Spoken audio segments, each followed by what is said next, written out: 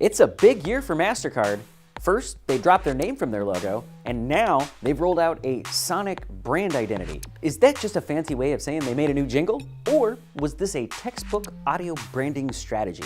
Stick around to find out.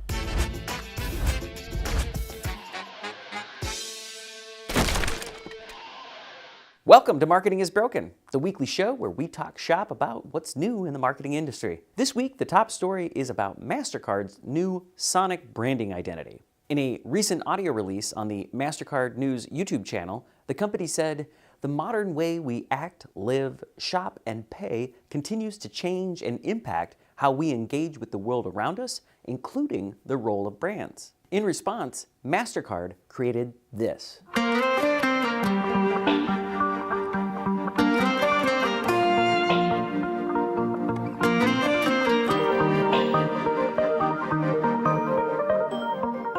That was the sound of Mastercard.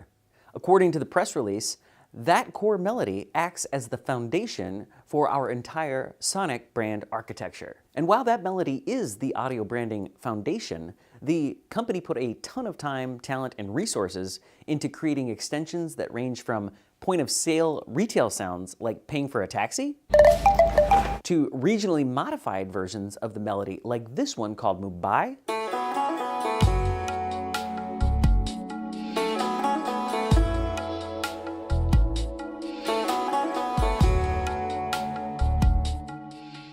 to contextually relevant executions, including this opera version.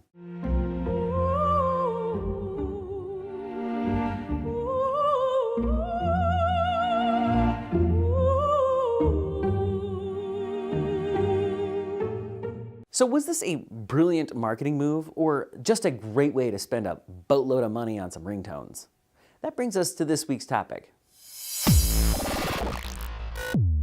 Just what goes into an audio branding or sonic brand strategy? Much like branding in general, the goal is to produce something that is catchy and consistent enough to be recognized, but also stays interesting and doesn't start to wear on people. So here are 3 general branding principles that Mastercard seemed to focus on with their audio branding strategy. First comes recognition, which, as it happens, is something audio is particularly good at. By some accounts, including audio and video ads, has been found to nearly double ad recall of the ads. And maybe that's why you see brands in especially competitive and boring categories like insurance using sonic branding tactics. Farmers Insurance. We are farmers. Bum, bum, bum, bum, bum, bum. Nationwide. Nationwide is on your side. Aflac. Aflac. Liberty Mutual. Liberty, liberty, liberty, liberty. And State Farm. At this point, just try to get these jingles out of your head for the day.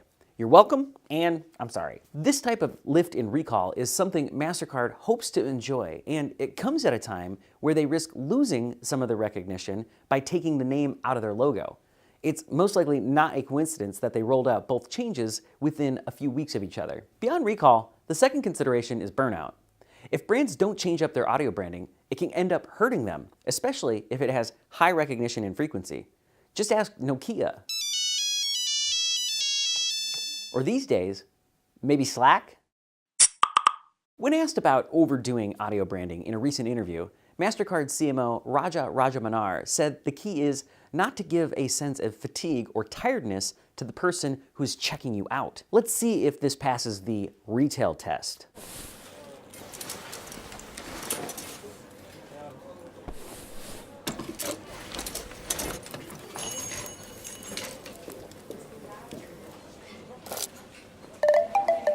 It seems innocent enough, but only time will tell, given that they want the sound to play every time Mastercard appears, whether it's in a commercial, online, or at a point of sale. Which brings us to our third point. The last thing the audio branding architecture has to do is be appropriate in every situation without necessarily calling attention to itself. This is where a lot of the real effort and consideration in Mastercard's sonic branding strategy shines through. They somehow made the melody work in all of the different contexts we mentioned earlier, like Mumbai, the opera, or this newly remastered version of The Lion King, now sponsored by Mastercard. Let's take a look.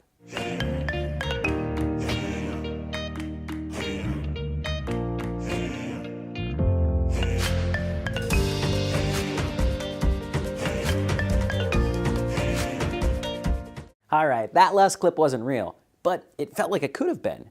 And this type of flexibility will keep the Mastercard sound recognizable, but fresh and relevant enough to be pleasant wherever you come across it. It's this extensibility of Mastercard's sonic brand architecture that I appreciate the most. It takes things beyond a simple jingle and puts Raja Manar and the gang at Mastercard on some Hans Zimmer use all the parts of the Edith Piaf Inception kick song to write the score for the movie kind of level. What do you think? Is Mastercard's audio branding strategy a stroke of marketing brilliance, a big waste of money, or something else? And what do you think the overall importance of audio is when it comes to branding?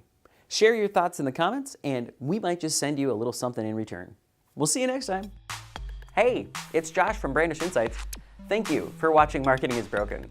If you like this week's episode, please click below to subscribe or check out other episodes.